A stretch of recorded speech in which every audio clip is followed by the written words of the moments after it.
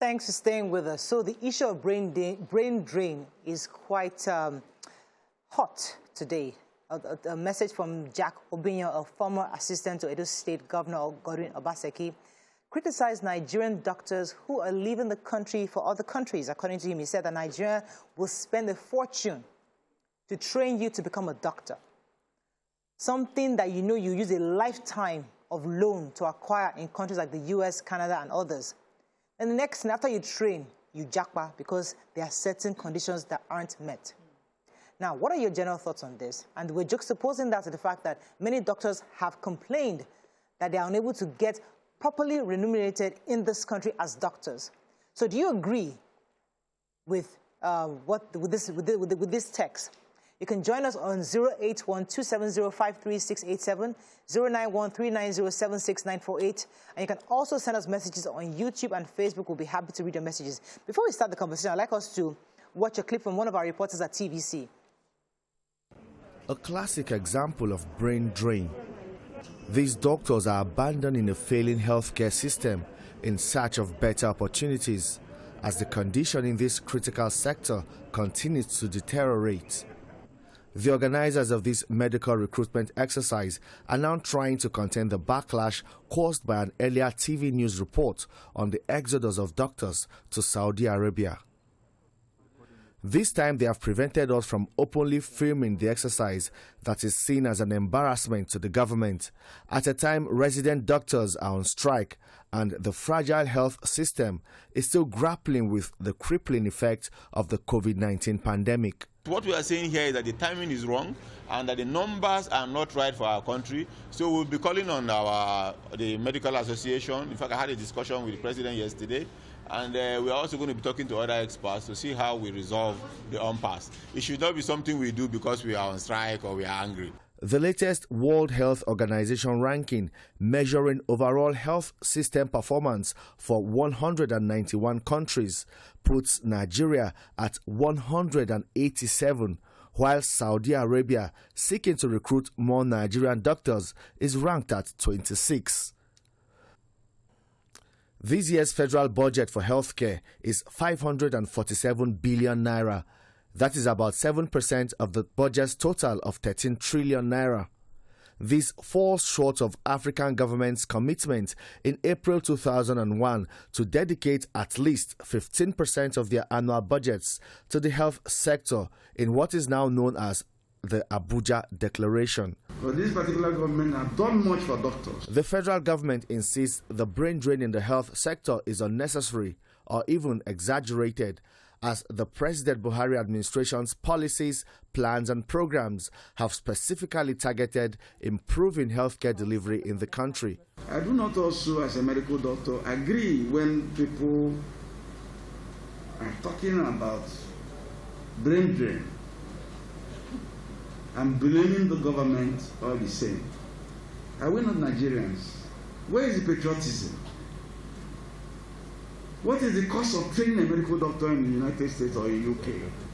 We don't want to go into all those. So let us let the sleeping dog lie. To let sleeping dogs lie may mean to do nothing to stop healthcare workers who have lost hope in the system from leaving. Last year, the Nigerian Medical Association... I get to watch the news. Yeah. All right, so that clip obviously sets the tone for our conversation this morning. I would definitely like to hear from Nigerians, both locally and internationally, on their views on this. Let us start from the beginning. What is brain drain? Obviously, it is the exodus of middle-class, well-skilled Nigerians who leave the country for greener pastures abroad. Now, we have some figures that it looks like, based on what we're talking about today, $2 billion have been estimated to have been spent by Nigerians to train these doctors who eventually leave the country. And even I think it's the United Nations that says that for every doctor that leaves the country, we're losing, the United Nations Commissions for Trade and Development says that for every person that leaves, every professional that leaves this country is a loss of $184,000 to Africa. So these are staggering numbers, and it's something we should talk about because there are two sides of the coin. So Nigeria spends so much money to train these doctors, and many of them, once they get the opportunity, they leave. I mean, we saw the reports on the Saudi Arabia recruitment. the other side of it is that if I stay as a doctor, yes, you've trained me, yes, I appreciate the fact that I got this education almost for free of charge. Now I stay here and I'm not able to feed, I'm not able to grow, I'm not able to get the right equipment to build my career. So how does this doctor, how would you as a person interpret what the government is saying and what the government and what the people, the doctors are saying in Nigeria? BC? I personally want to understand what you mean by trained the doctors. Is it like they go to school for free? Yeah. They don't pay school fees? So let me establish that. No, I get it. No, I just want to build the premise. Yes, I get it. I know that their fees are really subsidized compared to what they would have paid if they travel outside to study. Right. But is that not supposed to be like a perks of people living in a state that has oil? There are certain perks you get when you stay in an oil-rich state. So the government could have chosen to subsidize education, which is what we get, because of the fact that we are in a country where we have some natural resources as a way of supporting the people. If you want to take that away, you can have that conversation and begin to take that away.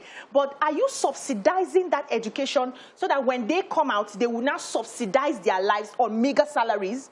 It is not the job of the doctors to, make systems work. It is not their job. You have subsidized, but you need to go further than just subsidizing education. You need to give them the equipment. You need to give them a proper system. You need to ensure that you pay them so that they can enjoy the work that they have been called to do. So if you subsidize their education and then you put them in environments where they can't function, where you don't get that optimal value that they have gotten from the schools, and you want them to stay, why you, who is the government, you don't even stay to get your own medical health care? You travel to the greener, so you are blaming people for going for greener pastures, but you go for greener health. We need to place these things. All right. Okay, let me I just initial thoughts before we come back to you. So there are two issues on ground here. Brain drain, major problem. It goes beyond the healthcare sector. There is what is the Canada? What Canada the only thing Canada symbolizes to people is taking the best of your country to their own space. That's all. Not just the best. They take the best of Nigerians who have the money to fund their new life there. Like, you must show proof of funds. So brain drain is one whole issue that requires, sincerity in the heart of our leaders to deal with. And I don't see sincerity at all in the heart of our leaders to deal with the issues of brain drain. Any country that does not prioritize skills, that does not prioritize excellence, that does not give you opportunity to excel with your skill without any connection, people that are skilled will leave the place. Because in America, in Canada, in all those countries, I don't need to know anybody to succeed. I just need to know my work well. So the essence of brain drain is, as long as we have nepotism, as long as we have favoritism, as long as you need to know somebody to excel in life, people will move from such society to other societies where no connection is required to excel. Work will speak for them. So there was something medical, and I've said this several years ago, that Nigeria is, the reports came out years back that Nigeria is one of the cheapest places in the world to become a doctor. And that when we provide such education, there must be conditions, because it costs Nigerian government money to provide education for these people. And so you must find a way to ensure that you are maximizing the deposits you've made into the lives of your citizens. The country knows that your biggest potential, like your biggest opportunity, are your people. So if you have not trained the people to become doctors and you now watch them move, and the minister could say that you can't stop people from moving, and that person still remained a minister, I'm wondering, in all shades, it is wrong, Morayo. What's most painful? Like, the doctors we celebrate abroad, many of them did their first degree. They did their medical school here. Yes. So what I see, they were born and raised in America and become doctors. Many of them actually had their foundations here. Back to back. I mentioned 2 times. I went to do my teeth. I went to the dentist. The dentist that filled my teeth, that was good. When I went for the next appointment, he had gone. The second one that I met the second time too had gone. The rate at which doctors are migrating out of Nigeria should be worrisome for every human being residing here, because we already have a deficit of doctors, and then we now have more people going away. Then to now the effrontery of an organization to come here and organize a recruitment process, it should be illegal. They leverage on the system. Okay, wait. Let's look at the other side. Because Nima, I'll come to you now. Abroad, it's not cheap to get a health education. Every education. It's not. To become a doctor, I know I have families, about 4 or 5 of them, who are doctors, and I know how they pay through their nose. So it's not cheap. So the point is that if we look at it, the fact that it's not cheap to be a doctor abroad, don't you think it is unpatriotic for Nigerians to spend almost similarly for you? The government is one paying that right now, they're asking you for kobo. You are the one, I get the part that there's no infrastructure. I get the part that they've not made, that there's not enabling environment. But do you think it's right for us to just up and go because, hey, I can go? Yes, no. Okay, so this is the problem for me. It is unpatriotic of doctors to leave. But it's even more life-threatening to have them work in the situations that we put them. I know my doctors are overworked. Every time I see them, I fear for their life. In fact, a young doctor who was able to get his housemanship, his residency in the hospital when I gave birth, is still there struggling and he wants to stay. When we talk, and at this point I'm telling you, you will not go and join the people that have gone because they are doing well. So it is wrong for our government, just like BC said, to offer the availability of a skill and then not offer the enabling environment for the people to work. Balance it. Go to our hospitals. Even the states that we say they are the best, the population per facility, it is totally imbalanced. It cannot even be compared. We are building a mass resource of, or what will I call it, a bank of educated, skilled doctors, but we don't have proper hospitals working. People will graduate to get their housemanship, internship positions. And I'm not talking about doctors alone, no. Lab attendants, all of them. You have to lobby for the jobs, for the good jobs. I know resident doctors who are managing some Egbele hospitals. I knew one who would do morning here, afternoon here, night here. He lived in the hospital till he married. You know, people age on this. And then if you are tired of being patriotic, and government then comes and says this, the government themselves, just as BC said again, let me just echo her, do not show willingness to do things, to make things work. They have the alternative of going abroad. They still do it. The president just came back from abroad. As long as that alternative is there, we're not serious. Thank you. Nigerians continue to be the audacity of Saudi to come here without even giving people visa. Give them visiting visa so they can come and take their test in your country like you used to do. But now, they are recruiting across major cities. Across major cities in Nigeria. And we have to let me go on a break. When we come back, because I know that there are other countries where even though you travel abroad as a doctor, you still owe them back home. Yeah. So can there be a system such that even if we train you and you leave, you are obligated to pay something to it? Because the truth is that we're dealing with the wrong thing. It's not the fault of the doctor. Okay, let's go on a break. We'll be right back.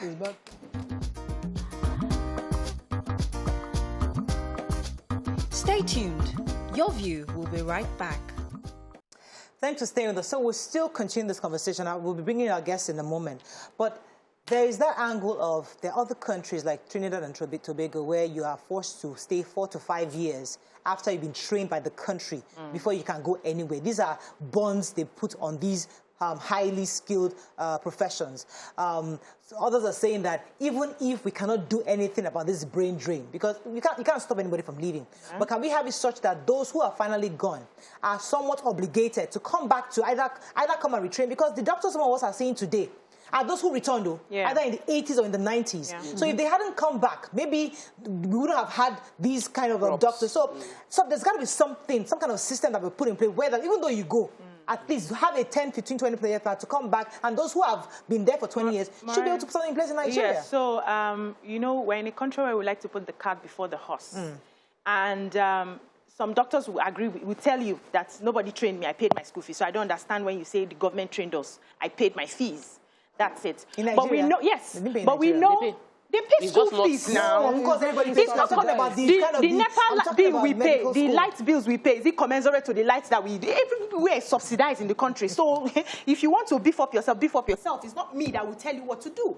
So, but I know that quality education is very expensive. You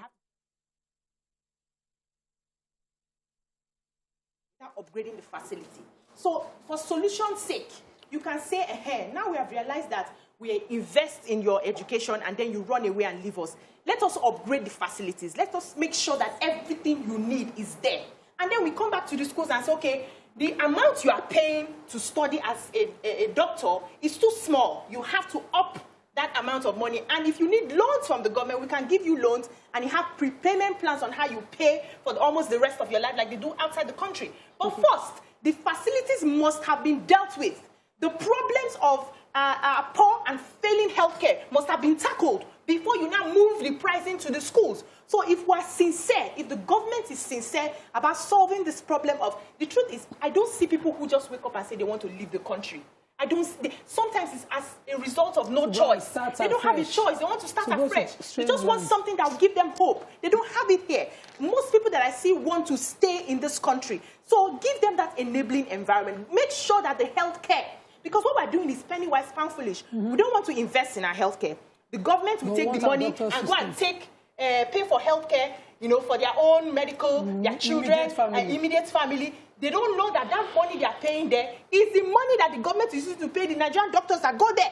Because they are well paid. So we're cheating ourselves at the end of the day. To answer your question, Morayo, number one, it is not illegal, and it is not it's not illegal for a doctor trained by Nigeria or trained within Nigeria to travel for greener pastures. It is human nature to be selfish. Like, human beings are wired to take care of, we must take care of ourselves. And we've seen even in developed countries that whenever there's a breakdown of law and order, they go crazy. Same way we go crazy here. So the human beings are the same everywhere. It is the institution, the government, that makes things work there, that has refused to make things work here. So the government has made things work for people in diaspora and has attracted talents and skills to themselves. Our government has not been able to make things work here. And so the human beings who are looking at working 24, you see a group of 4 doctors or 3 doctors doing antenatal for hundreds of pregnant women. It's unheard of. It's inhuman. Now, and they are doing that, and they don't even have a proper Doppler. They are trying to use funnel. That's how I went for antenatal. And somebody was telling me, I had to tell the woman, I said, I have twins. Like, do you know? Because what you are doing, you heard heartbeats, you can only have heard one. But the woman, at the time, she had already seen 15 people back to back. She's tired. So it is human nature to want to take care of ourselves. Yes. What I believe the government should be doing, which is what they should have done, is being proactive. At this stage as a country, after 60 years of doing this over and over again, we should have learned to do this thing better. We cannot have selfish citizens and selfish government. Our government is being selfish, and it is wrong. Yeah, Nima, let me let you take a second point if I bring my guest. Okay, so I just wanted to share a personal experience with a doctor that we had a conversation. And he said that I stayed back in the country because I love this country. But the truth is, they don't have anything. I once had an accident where they almost cut off my toe. And I was being treated, and I was saying, no, everything. He said, Nima, when I trained in Taraba for my housemanship, we will use any water and spirit, and you will be well. So calm down. Stop getting paranoid. In this country, I have never practiced medicine the way I practice it when I go consult abroad. That the facility we treat people and they survive in the rural areas. Keep quiet. So imagine that that has become our reality, and we are forced to accept it. Our leaders are saying to us, accept it, but we can't. We have the alternative of a private jet and medical facility. Let me take our guess, because I said I am in this circle, but I choose to refrain from speaking at this time, because that time when I'm going to speak, that time will come. But let me take our guest. He is the National Public Relations Officer of the Nigerian Association of Resident Doctors, Dr. Oshikoya Oludotum. He'll be joining us right now. Good morning, sir. Are you there? Good morning. Yes, I wanted you to listen into our conversation a bit to understand where our perspectives were. So brain drain, obviously, is a critical issue right now. Many doctors are leaving, and we find it quite disturbing, because when the government is saying they spend so much on people like you to get educated, and your colleagues have left the country, what are your thoughts on this? Do you agree with the government, or do you think there's something we can do to meet each other halfway? Thank you very much for even having me this morning. Where will I start from? We have been on loggerhead with the government for, in fact, today makes it 4 weeks. I'm just using as an example, because I don't want to dwell in that. And government are not being sincere with all their promises. Fine. Some of the government own tertiary institution, medical training was subsidized. But mind you, we have some private too that they are highly expensive, and people pay hard for it in this country too. Now, how will you feel? Let me use the private for example. How will you feel if I pay like 3 million naira annually or per session to study medicine in a private institution, and you now get a job in this country, or you find it hard to even get an employment as an house job in any of our tertiary institutions, or even when you now get the job, they give you a casual job, locum, that you'll be renewing your something every month after paying huge amount of money to train yourself in private institution. Even in government, we still pay some amount. And at the same time, you now get a job, and they're not casualize it for you. You renew it every month. It happens in this country, like we're talking. And why they casualize it, they call you locum doctor. You are working, putting all your best, and at the end of the month, they didn't pay your salary.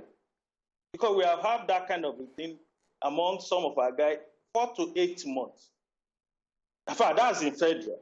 When you're talking of our members in the states that have been owed 19 months salary, how will you feel after stressing yourself through the medical school, the rigorous work in the hospital, day in, day out? At the end of the day, you are not being paid.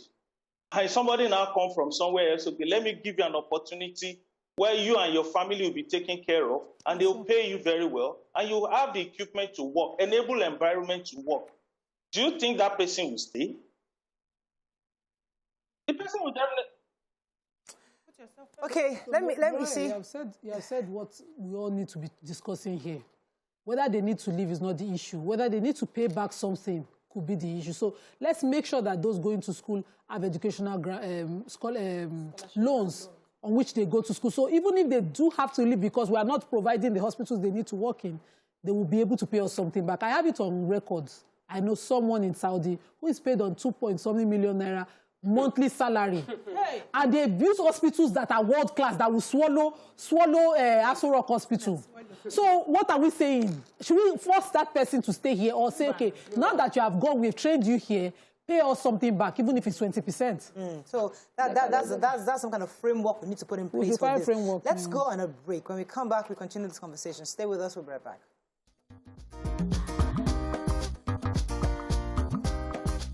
Stay tuned. Your view will be right back. Thanks for calling. We have a call from Germany. Good morning. Are you there? Good morning. You're live. Go ahead, please. My name is Esther. Yes. I'm so glad to be here.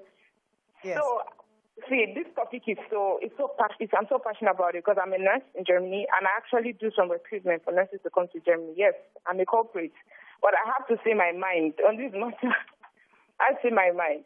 So the issues, I feel like the issues we are having, that's a Nigerian problem. It's actually kind of a bigger problem, where people tend to give little finances into healthcare, even to their own healthcare. So they kind of transport that even into the government. And the issues we are having in Nigeria, it's not just about the pay. It's not just the pay. I get paid well here, thank God, but it's not just the pay. Have you asked anybody living outside the country how much is their rent, how much they are paying for taxes and all of that? It's not just the money. Security is an issue. I have a nurse, I know a nurse personally, who during the COVID-19 pandemic was attacked with a cutlass and was cut up and down. As in, I don't have words for it. Why? Because he was going for night duty. In that kind of situation, who wants to work? Who? There is no health insurance, no proper health insurance. Quackery is a huge issue. Unemployment, you're saying that you don't want your health workers to go out, but you will not still employ them. You will still not pay them. Okay, so one of us also mentioned that there should be something that obligates us to come back. We don't need an obligation to come back. Nigeria is our home. We will always want to come back. We will always want to give back to home. Our whole family, most of us, everything that concerns us lives in Nigeria. So why wouldn't we want to come back? But if you keep making the environment unconducive for someone to even be alive to work, why would we want to come back? Why? Thank you very much, Esther. Let me come back to Dr. Oshikoya. Dr. Oshikoya, so in the papers today, are you still there, sir? I'm here with you. So in the papers today, we read that APC states want to allocate 15% of their annual budget to healthcare. Do you think that would encourage people to stay and believe that the government will do something concerning healthcare in Nigeria? My dear, that one you just hear that one on paper. That's the problem. One of the problems we're having in this country. Promises. They will promise you this and they won't fulfill it. They will promise you everything and they won't do it. Now they said it because they are trying to find a solution to the problem we're having now. But what we want from them is sincerity. Let them be sincere with us for once. Let them implement it, not just say it by the paper and for the press to hear and for the masses to hear because election is coming around the corner. And they will just go and drop it in one place. Then another election will now be coming. They started saying it all over again. Not that every doctor in Nigeria wants to travel out. But when you are not giving me an enabling environment to maximize all my potentials, it's wrong. Even if I borrow money to pay for huge medical training, if I started working, how will I pay back when you are not paying me? How will I do things when you are not doing the need? But doctor, people go to Canada, they will be that.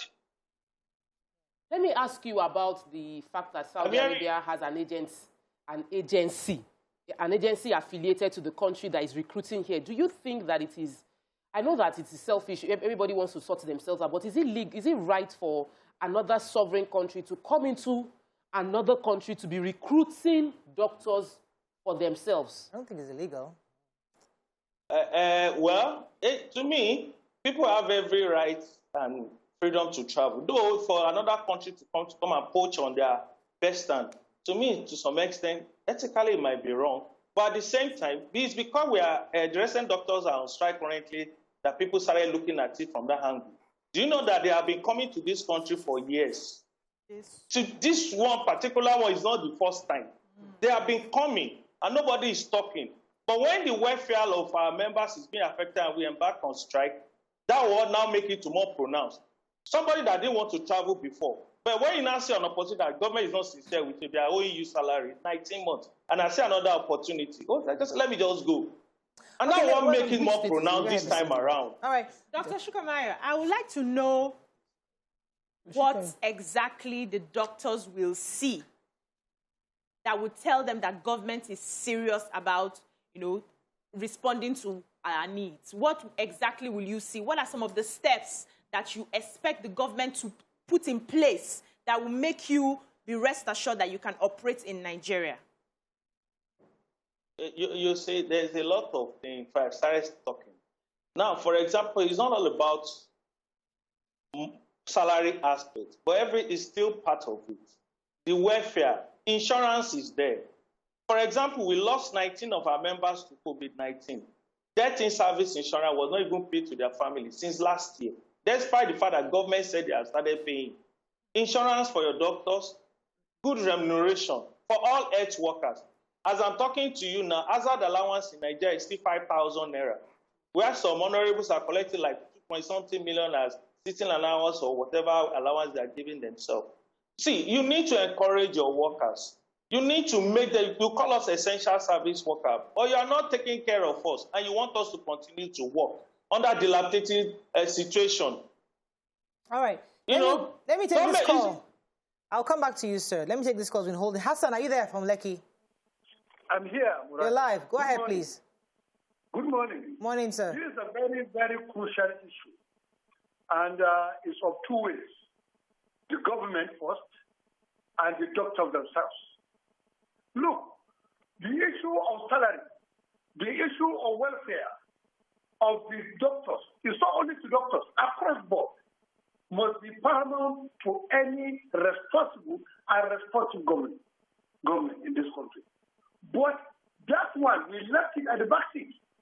Look at the value of the money today. Can the money put food on the table of any worker? Not even doctors.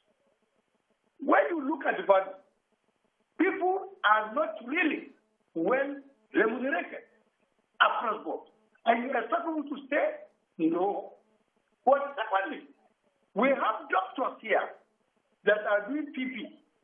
Even while in government, they are doing PP. which is against the civil service rules or public service rules. We know that one. The most important thing is for us to look at the whole economy, put it in order, equip the hospital, and let all of us be patriotic. Look at the country on its terms and solve the problem of the country. It's not only limited to doctors. Everybody.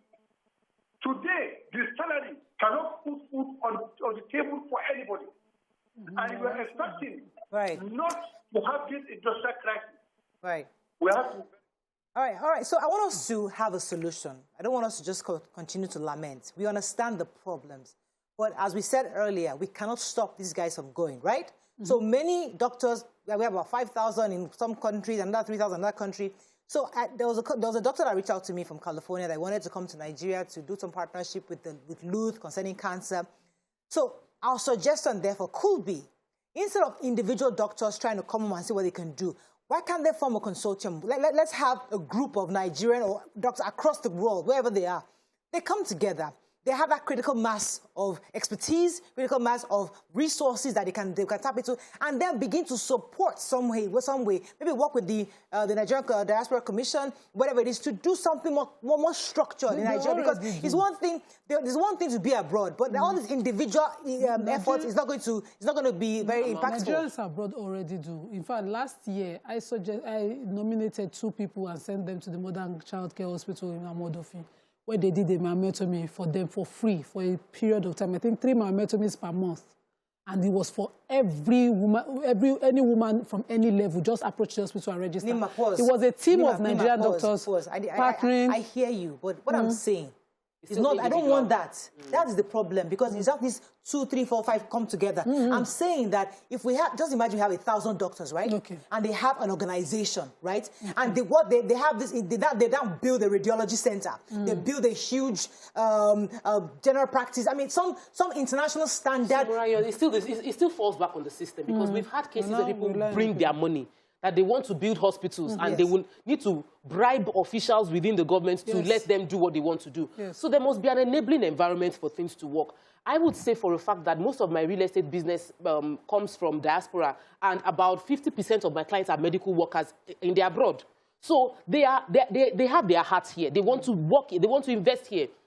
Number one is security, like Esther mentioned from Germany, that people are worried about, oh, what will happen to me if I come here, would I be attacked or something? That's one. Number two, there must be the willingness of the government to provide a structure. So it's not going to be them that will organize it. It will be government that will organize a system with which we will be able to maximize this potential that we have in human form abroad. Abroad, exactly. Fantastic topic. Yes. Yeah, I would like to say that, let me even start with this analogy. So if you earn your salary, which is 100%, what you put 7% into, does it make sense when you weigh it in the scale of things?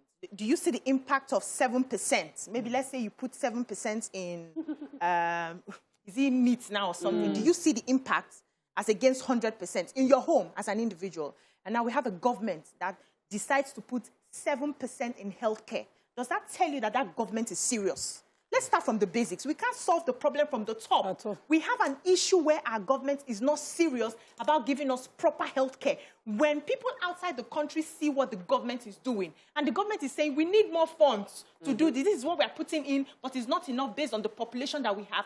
People, Nigerians outside, will genuinely understand that the government is serious and want to support. But when you see money used to buy things that are not needed by the politicians, and then you're saying you don't have enough money for health care, come on now. Okay, we have to go on a break. We're going to have a wrap up on this. When we come back, we're going to take some more calls, and stay with us. We'll be right